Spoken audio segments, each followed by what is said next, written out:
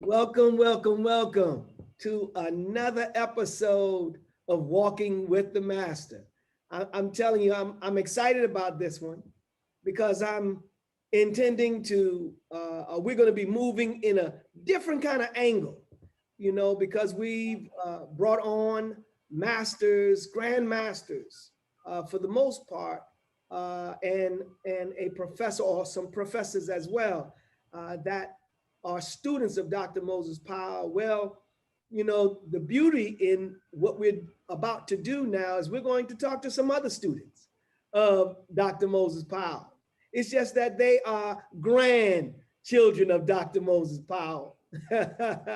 And so I'm excited. So everybody that's out there, make sure that you press subscribe to our channel, as well as you want to let others know right now. Let them know that this is going on today, being Sunday. I'm telling you, we're going to have a wonderful conversation. And in fact, I want you to know that I'm excited to hear the conversation that's going to actually be going on. These are all students of mine, and they are managing schools and teaching students. And I'm again just excited to talk with them. I want to introduce you to them. All right, and we have Brother Amir Ali. Brother Amir, how are you? Uh, Fine, thank Allah. Thank you for having me on your show, GM. I'm honored to be here. Us. Man, you don't know I'm honored for you to be here, and I have to the other side, I have Sensei Calvin on the line. My brother, how you doing, Calvin Muhammad? GM. It's an honor to be here. I'm doing well. Thank you for asking. Great, great, great. And Amir, you're out of the Texas area, and Calvin, you are out of the Kansas City area, right? That's correct, Yes, sir. sir. Awesome, awesome. And I have two under Amir, we have Sensei Randall Muhammad. My brother, Us, GM, how us you doing? brothers. It's just an incredible honor and privilege to be on this call with you, GM, and with the other students. So thank you. Man, you're very welcome. You're here in Chicago with me, and definitely Us. appreciate you. And we have Brother Ricky, Sensei Ricky on the other line out of St. Louis, Missouri. How are you, sir? Good. I'm fine. Praise be to Allah. All right. Good, Definitely, good. why the show, um, the podcast. I never thought I'd be on it. You know, Well, praise be. it's definitely a blessing because this is all about history, and that's what you're doing. You all are making history, and how about extending history? You're extending history because right Mm. now we have touched on many of those who have started many years ago, and I'm grateful to them. And all of them have students, and their students have students, and this is continuing to go on. But our legacy is determined by what we leave behind, because if you leave no one behind, then you actually end your own legacy or life. So the life is continuous. We're promoting Doc. Doc is no longer physically present with us, but every one of you I know you feel like you know him, and some of you do know him, but you gotta still feel like he's present because we're always talking about him. And I know the love is high and strong with you all. So let's get right into it, man. I wanna get into it and ask some questions of you. I want to first start off by asking you, well, the title of this is The Mind of a Student and the Spirit of the Master. So Mm. the question that I want to ask you in terms of the mind of a student, I want to find out from you, what do you see or consider the mind of a student to be?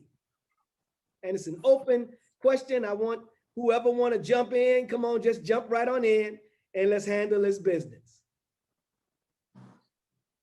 I'm gonna do the equivalent of raising my hand to be Okie, if I may. uh, Jim, I think that's a very, very heavy question. And you know, the more I reflect on it, I think the heavier the question gets. And from my point of view, even being a student, uh, my mindset continues to search for ways to be a better student. I know for me, being a student, and particularly in this art, is twofold. For me, the first thing is to always be open. Every time I step on the mat, and every time I'm in the presence of you as my teacher or anybody who's instructing, I feel like it is my first time. And when I come on the mat, I come with one expectation, which is to receive everything that's given. And so that's part of the critical mindset of the student. The other to me is what you said, is that as a student, I also feel it an obligation to protect my lineage, the lineage that I'm receiving from, and the legacy. And so part of that is a responsibility of giving my all, my 100%, because knowing that someone is pouring or giving into me, I now have an obligation to receive and to display in such a manner that not only am I learning, but in my learning, I'm also protecting the lineage as well. Awesome. Beautiful. I love it. Um, how about you, Brother Amir? Yes, sir. The mind of a student, to me, I take it to where one, you've already submitted that you want to learn from whatever it is, whatever school of thought you're submitting to. So to empty what you may think you know, to able yourself to learn, um, at the most capacity, not just to not even to the level that you want to learn it, but to the level that the teacher that you're seeking the knowledge from wants to give it. Because sometimes we'll start off learning something or thinking we want to learn something and stop because we feel that we are equipped with what we have and not understands that the teacher is giving it to us in a certain level or degree, because as a student you can't learn even if you learn everything that's on paper in one day, you can't understand everything that you learned on that paper. So a teacher, when teaching you, is taking you through a process. So being a student, you have to learn how to learn and be patient with that process. So the mindset of a student is definitely learning how to be patient and not having to, you've already submitted to that mind that's higher than yours. So not necessarily needing to know the why and the how to everything, because that, and trusting that that teacher is going to give you all of that that you need to know to equip you in that endeavor. Awesome. Awesome. Beautiful. Thank you. Hmm. Brother Sensei Randall, let me hear from you, sir. I mean, I thank them for their answers. I agree with much of what they said. Um, the one thing that keeps coming to my mind is coming from one of my first life commitments was to learn music, and you got a million piano players, a million trumpet players, a million whatever they may play. But when you have a discerning ear, you can tell the difference in each artist, even though it's the same instrument. Hmm.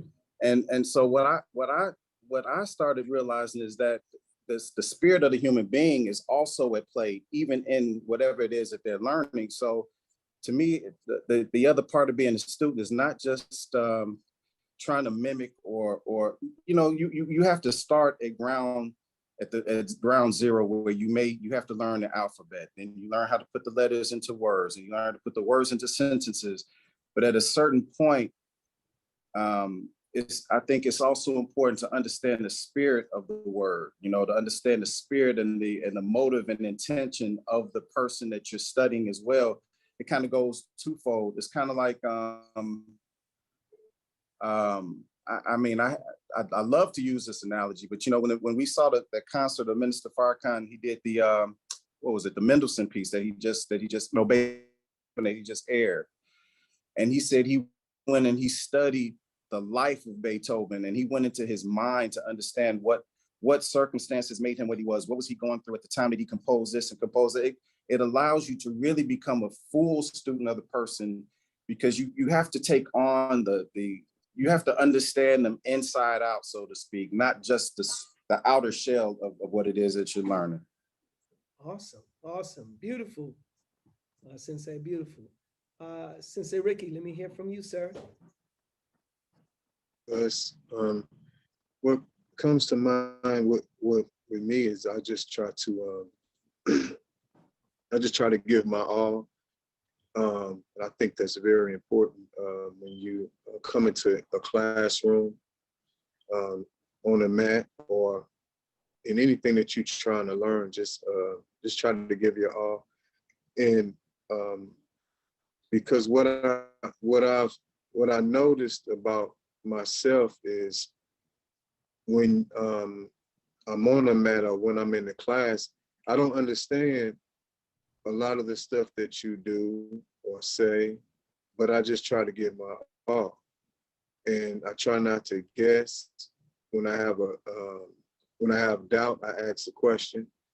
And when I practice more and my ability grows in whatever art that in the style, then what you gave or what you give might have been a year ago, 2 years ago, it comes out because I soaked it up. So I would say that, you know, trying to develop the mind of a student or developing the mind of a student is just to give your all and be willing to just submit entirely. And another thing is be willing to practice.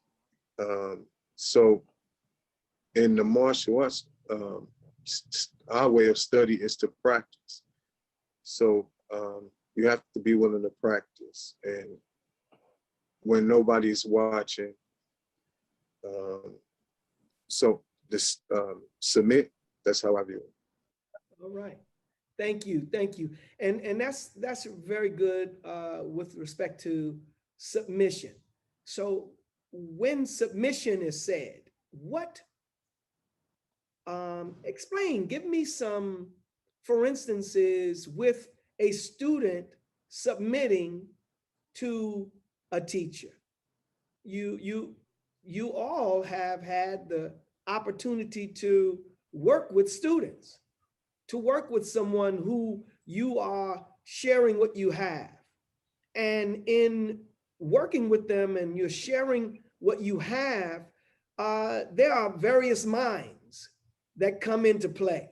So I'd like to hear, you know, your thought as to submission of a student, and what does that look like? And we could also say, well, what is as expected of a student in terms of submission? Who would like to start off with that?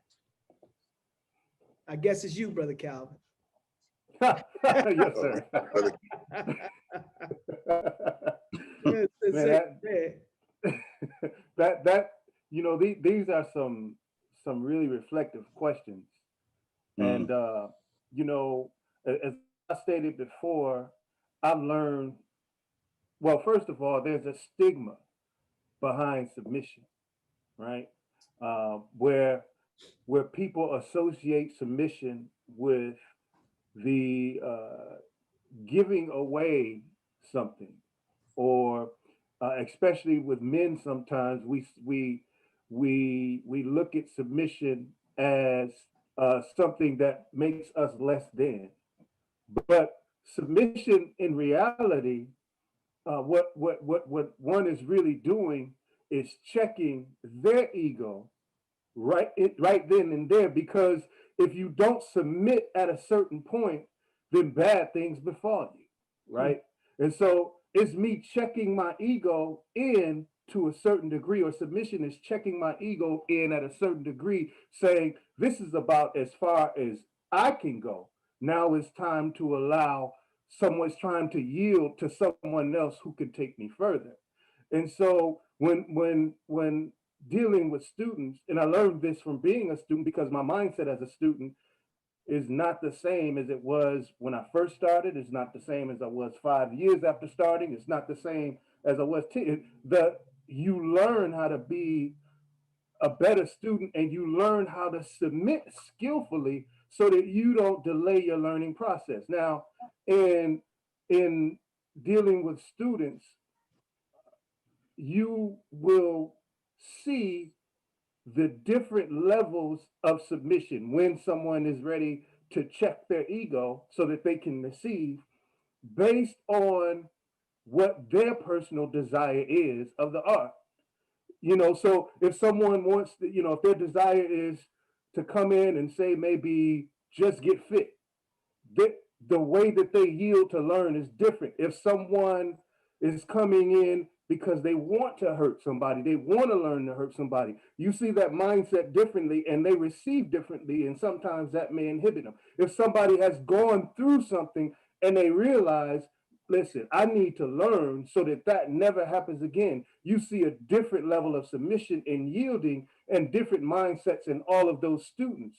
Some may allow you, so you could take a person who doesn't have any experience but has learned how to yield and check their own ego, and you can see their learning rate faster than somebody else who has experience and maybe in their mind believes that, I just need this little piece, or I just need that little piece, and you'll see that stifle their growth and development. So I think what a person's desire is on receiving the art impacts greatly how far they can go, how fast they can learn, and where they submit.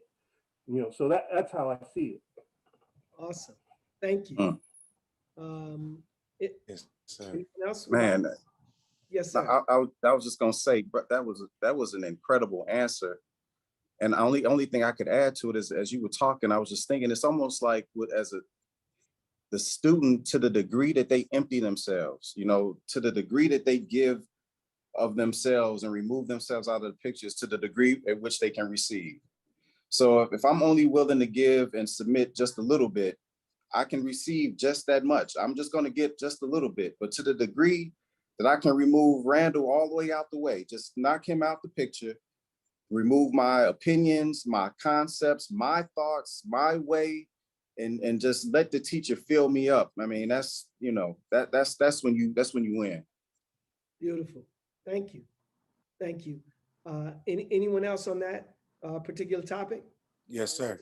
Yes, sir. Um, as far as how it relates to students submitting to a teacher, the first seminar that we had in Dallas when brother Celeritis, Sensei Celeritis came out, um, it was a particular martial artist that was, saying comments about the art, and myself and brother Matthew had told him, because we were asking ourselves, because we were just starting to train, and so he answered them, and when he did the particular demonstration, he handled the situation and addressed the concern so magnificent that the particular martial artist brought a couple of his students, and his students came to Sensei Celeritis after, asking him to teach him the moves that he was demonstrating. And so then when we were back, just, debriefing, talking to him about it, he said, I just pray that I reflected GM out there, his spirit, and how he would have dealt with the situation. And myself and brother Matthew were like blown away, because we thinking like, God, like, show him, like, and he handled him so gracefully. So in that, he said, this is the point of the story. He said, I pray I handled it how GM would have wanted me to, because I didn't want to go out there with Celeritis' mind. I wanted to go with his mind and the mind of the Honorable Minister Louis Farrakhan, how they would have wanted me to handle it. And I was blown away because that was like the first time that I started to see it, you know, the question that you're asking.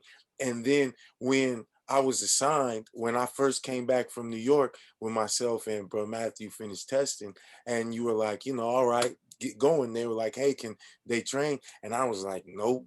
And you were like, no, sir, start training. And I'm like, man, how? I just learned and I can't. And you said, you can't tell me what you can and can't That's do. right. Like, who's the teacher? And I'm like, yes, sir. You know, I didn't know what I can do and what I couldn't do. I just started showing what I did learn.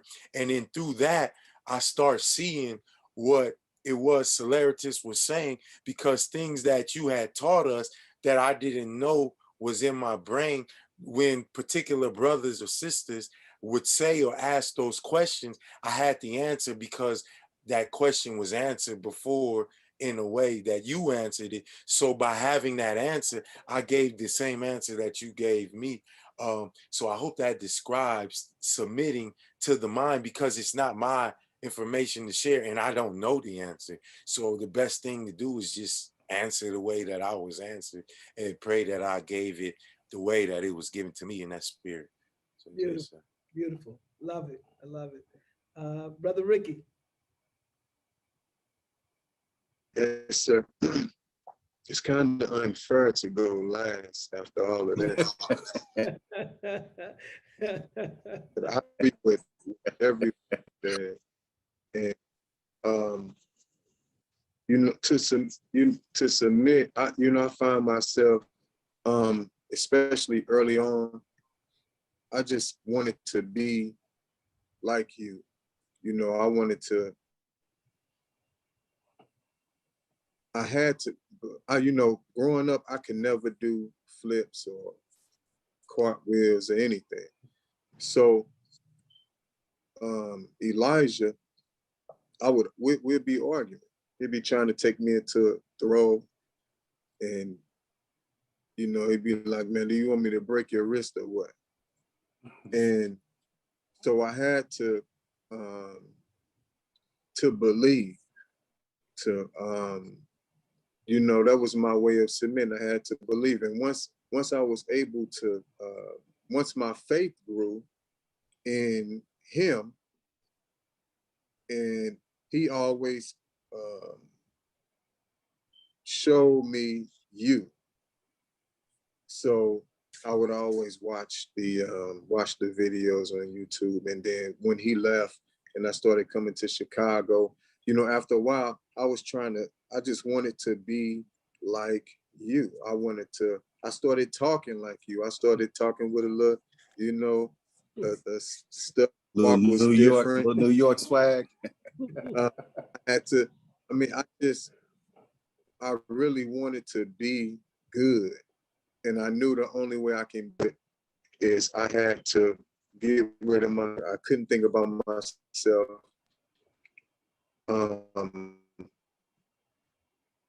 And the other day, you know, I, I tow cars now, and I've been teaching people how to tow cars.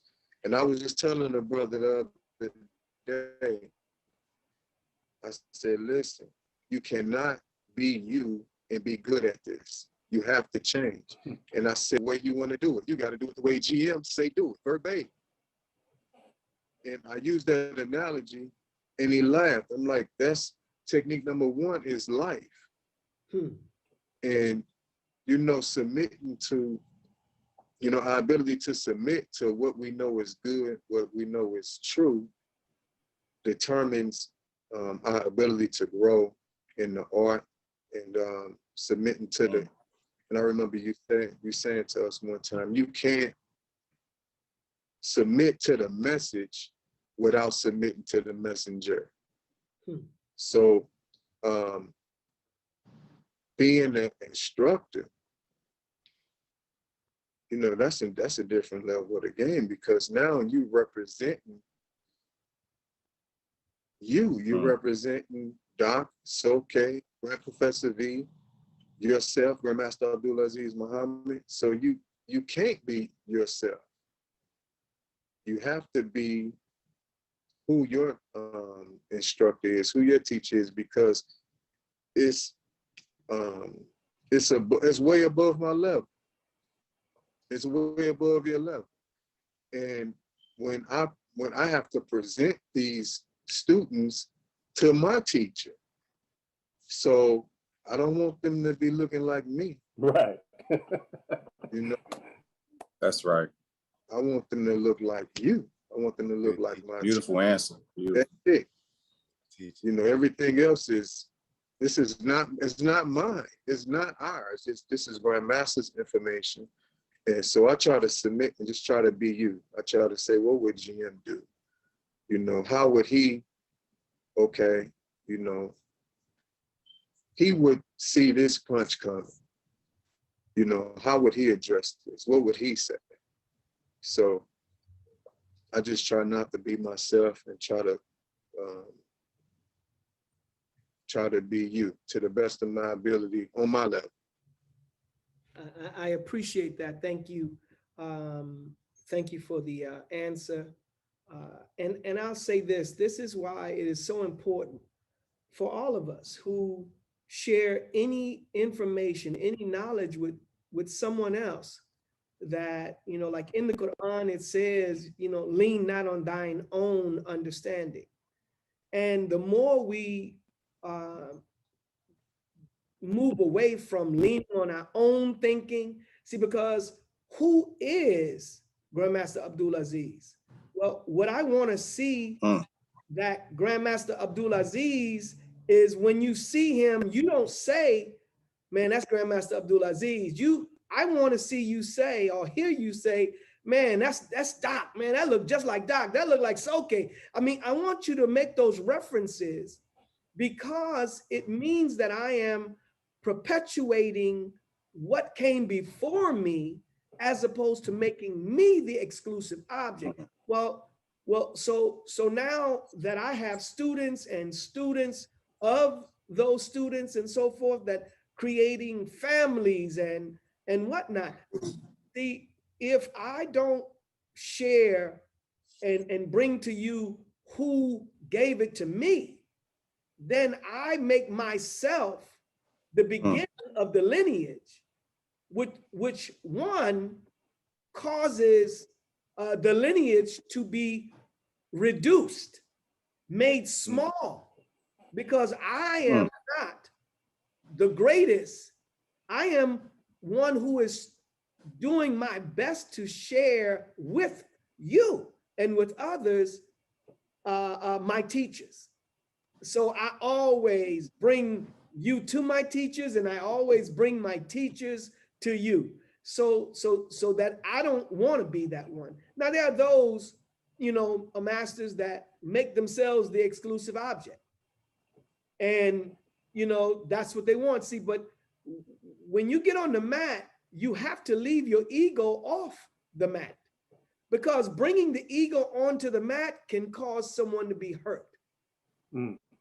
It can cause someone to be injured, or even yourself, you know. So I just wanted to say that, you know, it is important that all of us, that when we should all do the same thing, which is promote our teachers to our students. And as long as we continue that process, the student will understand better when they look at the beginning of where this came from. And of course, you look at the beginning by looking through those who's right in front of you. You just have to make sure that the doorway is open. The door is open, so that when you are sharing, that your door is open for them to see through you at your teachings.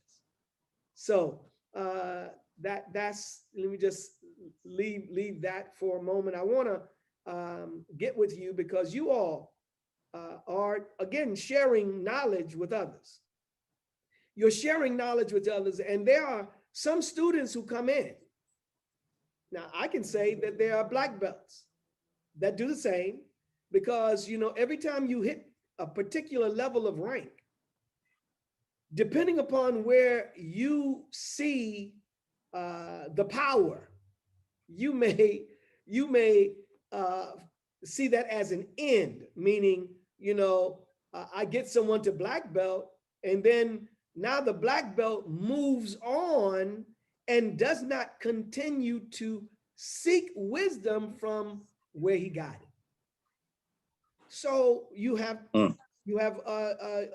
younger students. You have your not younger in terms of age, but in terms of the time that you have been exercising your skill. So it can be a 50-year-old man that has been on the mat for 2 weeks, but he's not 50. He's not 50 years old on the mat. He's just a 2 week infant in this training. You see, Mm. but if Come on. ego is such that when you come before someone, and I know that you've all had to teach someone older, you had to be with someone that may have been older than you. You had to teach someone that was a woman. You had to teach someone that was a child. You had to teach various ages. So my question to you at this point is, when you find someone coming into the dojo that is an infant in training, it was mentioned earlier that sometimes they come in believing that they know what they want. I've had somebody come in and say, listen, all I want is, I want to go right to it. I want to learn the stuff that is only going to take 2 to 3 minutes to take somebody out. I don't want to go through all of the exercise. I don't want to do all of it. I just want you to teach me this. So I want to find out. Give me some stories that you may have of some student or students that have come in with a particular mind, and then you had to do something or say something to help guide them into where you wanted to take them. So I open that up to you. Who would like to hit first? Now remember, you may be last now. So Man, that's a deep question, Gian. well, I mean, it's something that you get faced with. Okay, let me kind of modify. I'm going first. Huh? Can I go first? Yes, sir, brother. Says Ricky. Go ahead. Yes, sir. What came to mind?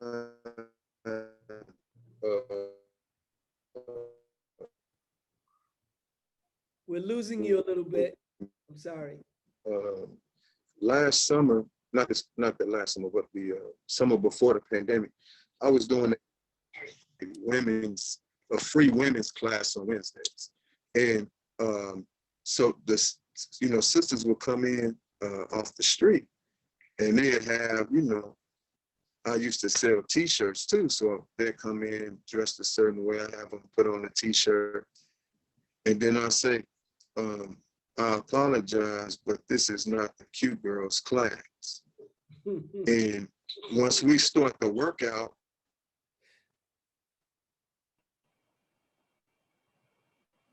well, we're gonna have to get there. Once we start the workout, go for it. 10 minutes,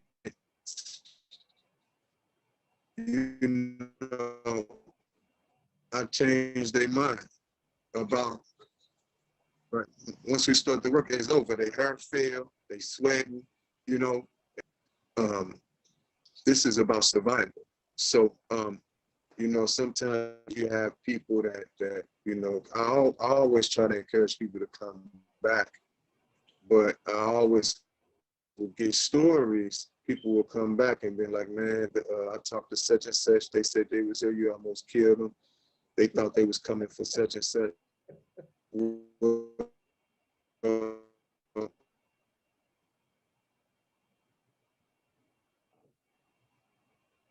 Man. What I learned in the art is that if you can't breathe, you can't do anything. anything else.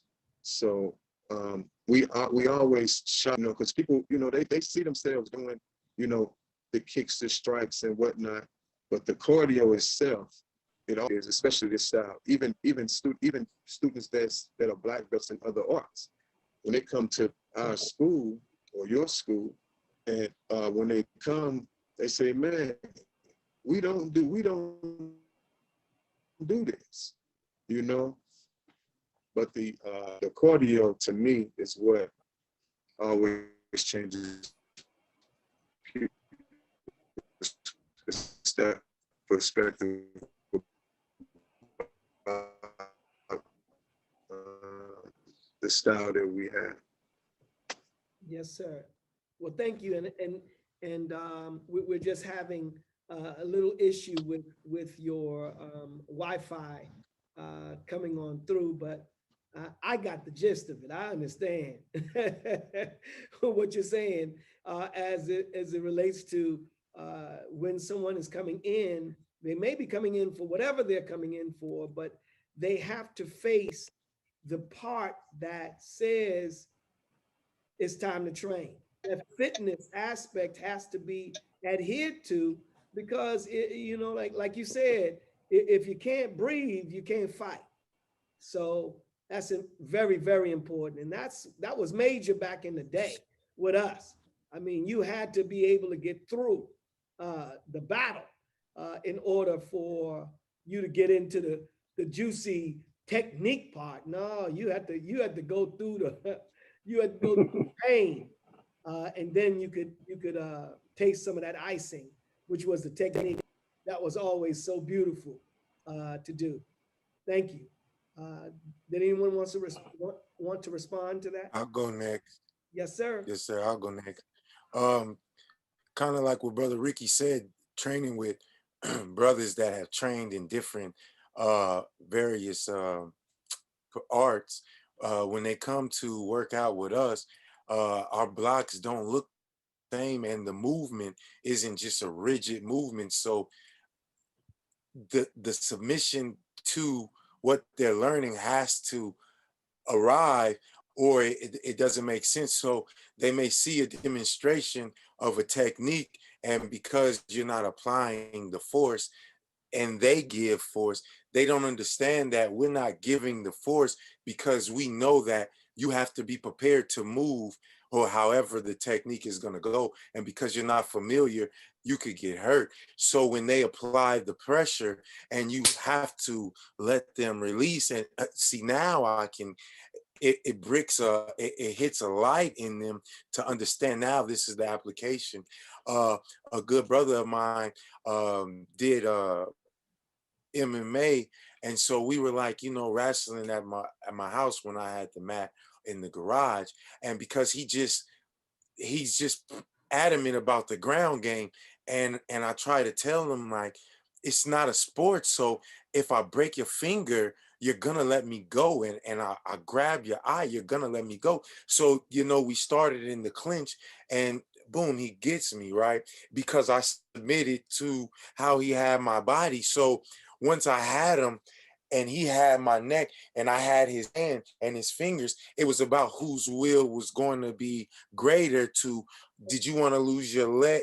Could I hold my breath longer than you had more fingers for me to break? So after that sparring session, when we were talking, he said, "Oh, I understand now. It's a demonstration so that we're imprinting these reactions to your brain when you may be in this situation. Sometimes we have to let you feel that situation so you can now answer that question that's in your brain." So having to be able to demonstrate, and one, not knowing that I was able to, and sometimes I'm like, man, I hope I got something. But man, just what you deposit in us is just so, I don't know the right word, but to answer the question, that does help when you give them what they're asking for. And sometimes they just need an attitude adjustment because they really want to know the right answer to be better fighters, because that's why they're there, or to protect themselves. They just have to be made believers when they get that experience. So yes, sir. Yes, sir. Thank you. Thank you. Um, so let me, Mm. Uh, did you want to say anything? I was just gonna say, I was just gonna say, Jim. It's interesting that out of all of the students that are on this call, all of us are Muslims, and Yeah. I think that's an interesting thing, and I think that actually speaks to something else. And I was just gonna add, you know, coming from where we come from, we're taught that truth is boss, right? Mhm. That's right. So irrespective of age, size, seniority, truth is boss. So if you have that student that may be older, or he may even have a black belt in somebody else's school, at the end of the day, you know, it's kind of like you said, like everyone was saying earlier. If I have the spirit and information that Doc has passed down to Soke has passed down to you, you've passed down to me. I really know it's not that I don't care what they know, but I know what I know from you that's come down the line. And when I show them and apply it, I haven't had a situation where they didn't understand at the end of the conversation. And it is, but it's just, it's a lot of it has to do with, you know, and I have to go back to this because it's been on my mind. It's just so interesting that we're all Muslims, and I'm looking at, you know, we got these 5 pillars of our faith, and they really translate to the art. You know, when you look at them and you break them down, like, you know, the declaration of our faith, there is no God but Allah. You know, that to me is the same as in the art or in any art. It could be martial arts, it could be dance, whatever, but it's having a code of ethics by which you practice what it is that you practice, the ethics by which and your intent in which you go forward. Then you got your prayer. And prayer to me is a system of affirmations married to physical movement. That's kata. You know, that's having intent. When you pop, you know, you say the charity or zakata giving, that's teaching and giving back what you got. You have to give what you get. I Beautiful. remember the minister talking about us getting fat, you with knowledge, and you physically start getting fat if you're not giving of yourself. And then the fasting to me is about sacrifice. What are we willing to give up for this, for the knowledge and the journey that we want to embark on? What are we willing to give up? Because you got to give the most precious thing that you got to really get, and that's your life and time. That's what you got to give. And then pilgrimage to me is symbolic of just the struggle. And I'll never forget you said this to me, Jim, and it really impacted me. And I have to bear witness to it. You know, you said out of all of the students, you have out of many of the students, I won't say all and qualify it that way, but you never had a in your training. And that just impacted me. So that's the pilgrimage. You stayed in the struggle with self the whole time. You never backed up. See what you've grown into. And so I'm just inspired. I'm praying to Allah that all of us can do the same thing and just never give up. Keep moving. Man, excellent. You know, Man, we've been taught also submission is the key. And our job Mm, in truth is to show and help others to submit. Sometimes, in order to get someone to submit, you have to apply laws, put laws into action. And what law is it? You know, push-ups, sit-ups, Mhm. pressure. You have to apply a level of pressure to make one understand. Unless they submit immediately, and then the technique can then continue and flow. But the more resistance, the more pressure. The more mm, resistance, the more pain. So it is important that when you, family, that's looking, and you desire to be better, then whatever it is that you're trying to be better at, you have to submit. That means you have to lower yourself. Sub, sub. You got to go under in order to get over. So you got to submit Mm. yourself. You have to give way to whomever you are learning from or studying, and not try to look at yourself as though you're equal with. Us. That's right. The only one that can make that determination is Almighty God anyway, Allah. But when a teacher is, when you come to someone to learn, you should submit. You should submit your mind, your spirit, and you're submitting your body to them in this training. And it becomes a problem when you don't do that, because it's like the story of Moses traveling with the wise man. And that story of Moses traveling with the wise man, it speaks to someone who wants to learn from someone, but when that person who is the teacher does something that you are not familiar with, you question him or her. Now there's women, I have black belt women as well. That's right. But you can question, or you question him or her, which then puts you in a position or state of judgment. And the minister, in closing the gap, spoke to, transition. And when one is in transition, first of all, you want to keep moving. One, you're not where you were and you're not where you intend to be, but wherever the person looks at you, and sometimes you got to know that you are looking at yourself and then judge yourself. And when you do that, you stand still. And the minister says, when that happens and you cast judgment like that, is because you're standing and you're looking at someone in motion, which then causes you to judge, which causes you to start the process of death. So, I mean, what are we saying? That means that if you come to study under a teacher, that means you have to give the teacher the opportunity to give you guidance, that he can produce in you a comprehensive knowledge that you can use to determine where you are. You can determine it. So when you make black belt and when you all hit black belt or whatever level you may hit, the question is, did you get to the point that you think that you are now where you're supposed to be? That means you've stopped.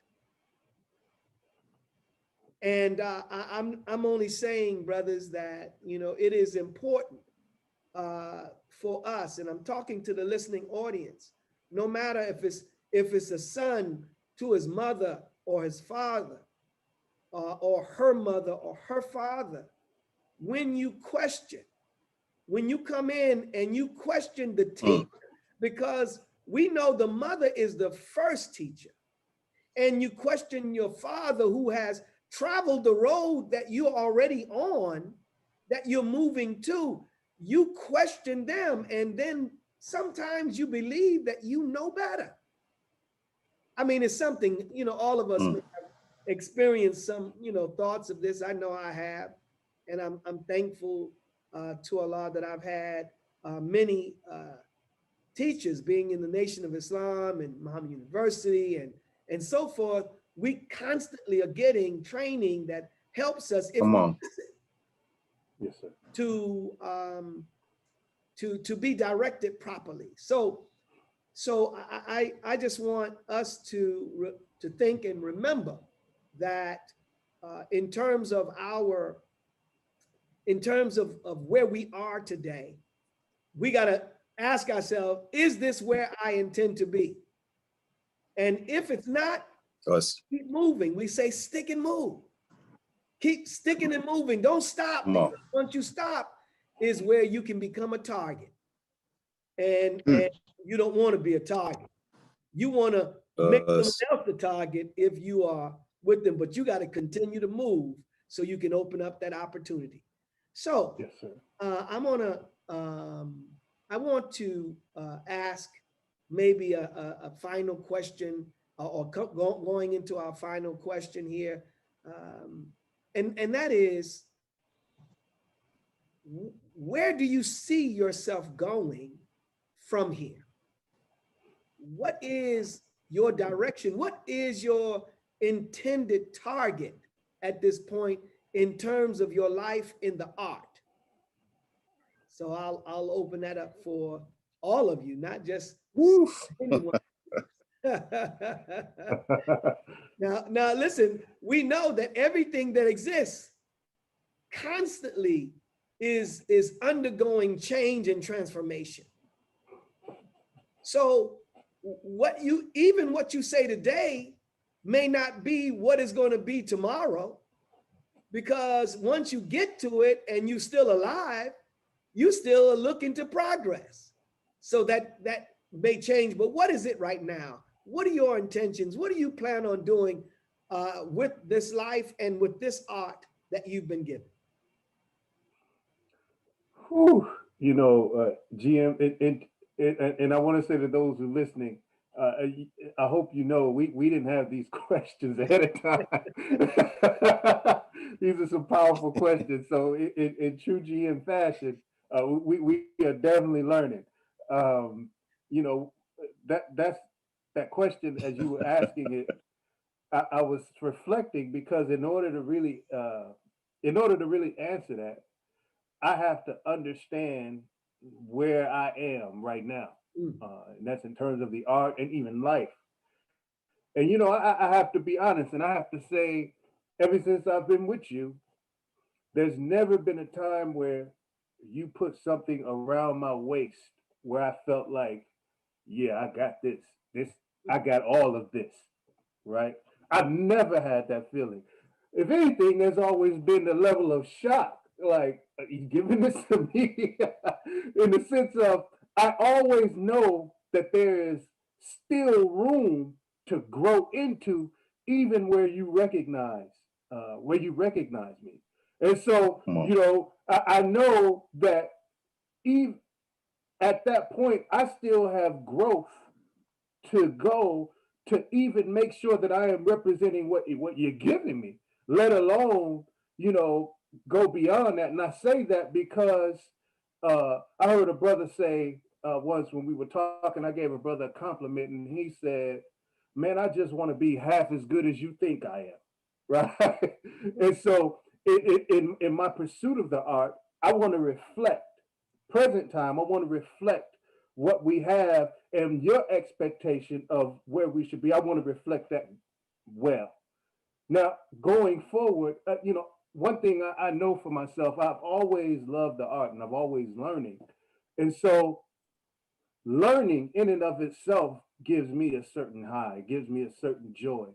And, I'm going to say it like this. I remember when my first time on the mat, and it just so happened to be in Chicago, and the doc was teaching. And this was my first experience.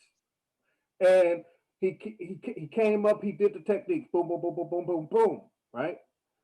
Got the uke back up. He did it a little slower, boom, boom, boom, boom, boom, boom, boom.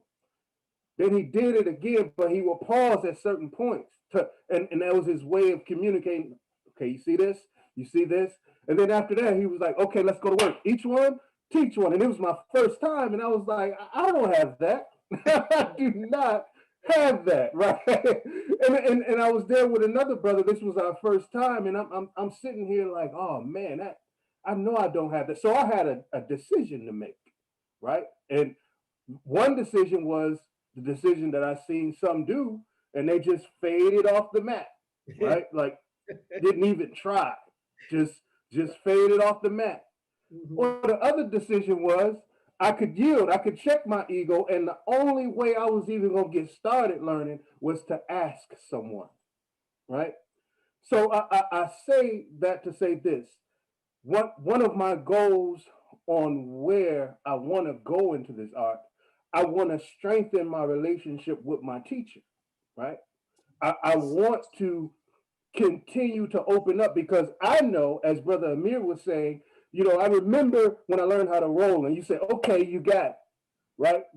but I know that my role has continued to improve and I still learn how to do it better. So I know when you were saying you got it, what you were really saying, you got it for right now. Mm, There's still a lot of room that you have to grow in that. So I want to keep exploring those right now levels and seeing how far we can take it so that I can extract as much from number one, you as my teacher, but number two, to ensure now as a representative that what I'm passing on, I got to take Brother Ricky's example. My ultimate goal is that as I'm passing on what you're teaching, when you have an opportunity to meet them, that you can see yourself in them. I don't have what to be. I don't. I don't want you to see someone I'm working with, and I don't want you to be like, yeah, that's clearly him. That's not me, right? I want you to be able to identify. So that's how I want to grow. As the doc would advise us, while we have those of our teachers amongst us, it's our duty and our responsibility. You're emptying your vessel, so I want to continue to expand my vessel so that I can give, so I can receive as much as you can give. man, thank you. Beautiful, beautiful answer. Thank you. Go ahead, brother. I mean, let's I'm gonna see. try to, yes, sir. I'm gonna try to jump because I know legs gonna go hard after those two. But one thing as just as I'm gonna say what Brother Calvin said because that's the exact goal of us all, but just in my expression. One thing that I've learned, um, you really, being a student when you now have to teach, it's so much in that you learn about yourself. And so, particularly working with my wife, I was being impatient and we were on camera. Um, and I was like, I forgot the camera was there. And I said, yo, if GM sees me getting upset, like I'm gonna get in trouble because he doesn't deal with me like this. So how dare me get upset with my wife like, and I'm not going back to Brother Calvin. I'm not worthy of what's on my waist. So how dare me treating my wife like that? I'm saying that to say to continue this journey because it's not just martial arts and knowing how to fight that I'm learning about myself. And religion is so good. However, the spirituality that you learn from martial art gives you more insight to what you are learning in whatever denomination of religion that you study, because it's not just Muslims that are students of GM. So knowing that, seeing how you deal with everyone from all walks of life makes you have to open your breast. So continuing to increase my service to help get the art where you see it as Brother Calvin said, and as our late great our brother Sensei Mike, I used to discuss with him how, man, we got to take the art as far as we can to help our teacher. And so just making my word bond to my teacher and to our brother is where I see, and that's one thing that motivates me to train. As Brother Michael always say, train more than you sleep. Just yesterday I was calculating my sleep, so I'm like, man, you gotta sleep so much. How can I train more? Because I can't just out train. So I'm start realizing like this right here is training. Reading is training, and just marrying everything that I do into a form of training is where I see it. Because, man, it's not just martial arts, man, that we learn from you. So That's right. being a reflection of my teacher, as we see you again, this pandemic has just been such a great experience to see you and Soke, to see how it is. What you give us is what they teach you, and then into your expression though, because it's not like you're just a robot of them. Is you take what they Mhm. teach you and make it your expression. But it's so beautiful because you still see your teachers in you. So I'm saying all of that to say, ridding myself of doing the rising block I want it to look like you doing my rising block, because I know that my rising block isn't going to save lives out there. Wow. So whoever sees something in me to want to learn, that I'm continue to better myself so I can give what it is that you would give if you were physically here, no matter where I am. And it's so important. And I'm going to be quiet after that. I had on the shirt like this of Doc, and I was at Home Depot, and this older gentleman said, "Do you have a card?" And I'm like, "What?" He's like, "Do you have a card?" And I'm thinking, because we're at Home Depot, he wants me to do some like contract or some work like that. I'm like, "Nah, man, I'm not a contractor. I'm just trying to get my AC right. I'm getting AC." He says, "No, your shirt, like, I see, like, do you have a card where you cheat?" And I'm like, "Oh man, no." And I was like unprepared. And I said, "Man, I gotta realize what I'm representing when I have this shirt on. I just have it on because I'm a fan, like I love Doc and I love my teacher. So I'm wearing it for me, but it's bigger than me." And so that made me realize, like, yo, you're always representing. And so being prepared. So, I'm saying that to say, just living up to be representing always, and always be willing to give, whether it's some information to where they can get with whoever is giving your information out. So that's where I see myself. Forgive me for being long-winded. Man, I get excited talking about Awesome. you. Excellent. Excellent words, man. Thank you. Uh, Brother Randall, Brother Ricky. Woo, man, coming behind those two giants and those profound explanations, I'll just say it like this. I when Soke in class one night was giving us this the stances, he had us going into forward leaning stance, then back leaning stance, then cat stance, the coke. I mean, he had us going through the whole piece.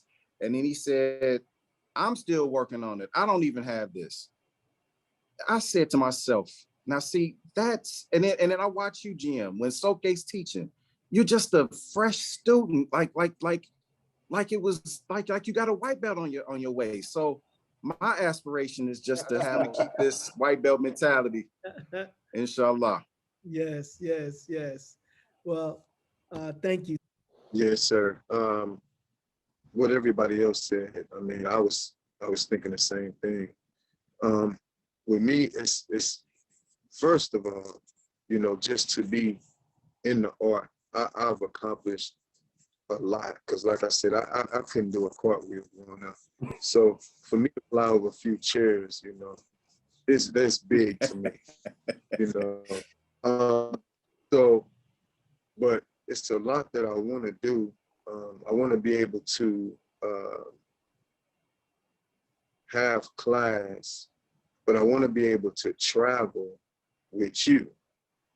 I want to be in a position to where I can, when you going somewhere, I want to be there. You know what I mean? I want to be able to move around like that. Uh, and I want to have a fitness center. It's I don't want to give up my idea like that. I forgot to tell That's right. you too. Don't let them see all your don't let them see all your stuff, huh? It's a lot that I want to, but the main thing that I'm trying to is to grow more life. You know what I mean? Because in the martial arts, I ain't gonna lie. I lost it. To Chicago every week. Just I ignored a lot. My life and growth. If I can get my yellow belt in life, you know what I mean, and but also expand your name, vision financially. Like I said, to move around you wherever you at. I want to be able, because I like to. So. But the more and the more I learn, the more I can become a better instructor, better representation. So that's what I'm trying to do. Well, what I was saying was martial arts to me is life, and it doesn't matter what your rank is at work or at school or even in the art, if you still struggling, suffering in life. So I'm trying to balance this thing out to the best of my ability so I can grow on every level and just be a better reference of the nation of Islam. Thank That's you. it. Thank you. Well, you've all really edified, our teachers and myself, and I've been edified in the sense that your words help me to understand better, and I thank you for teaching me in this period of time. I really appreciate it. I appreciate you all for just stepping up and becoming. I mean, there's so much more that I can go into in terms of how you actually came about and what you had to do. Many don't even know. They don't know. But we're going to have another time, another opportunity to share some knowledge and words. And I know now you're ready. See, because a little while ago, you like, I don't know what is going to happen. But now that you got into the fight a little bit, you understand what it is to get hit, and once you understand that, then you can hang out in the ring a little bit more. So I want to thank you all. Thank you all for being present. I love you all. And listen, family out there. Love you too, sir. We love you too, Jim. Man, I hope you all got something from today. I did. And if you heard anything and anything made sense to you, please take it, put it into your cup. But you may have to empty some of your cup, if not all of it, in order to get something else in. So again, thank you very much. Again, let's make sure that we share with others what you've seen today. Let them know, send them a link so that they can also join, especially the students. But I know the masters are going to appreciate it also. Thank you. Have a great day. Us. Thank you, sir. Hard luck.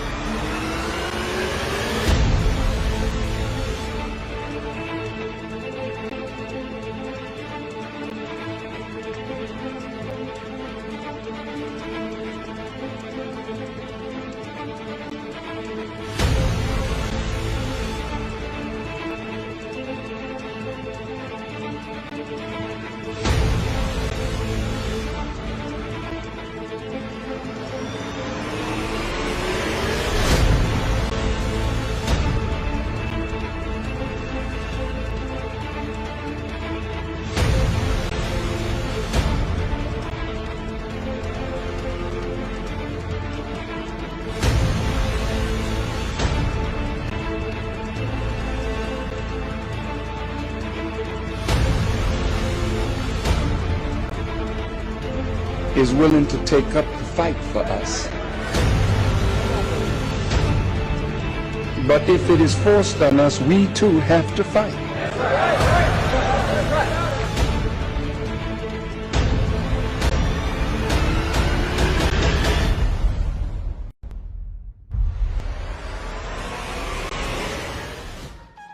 Every student of a master here today, you reflect your master teacher. You want to walk like him. You want to talk like her. But you start by having an object in front of you that you admire.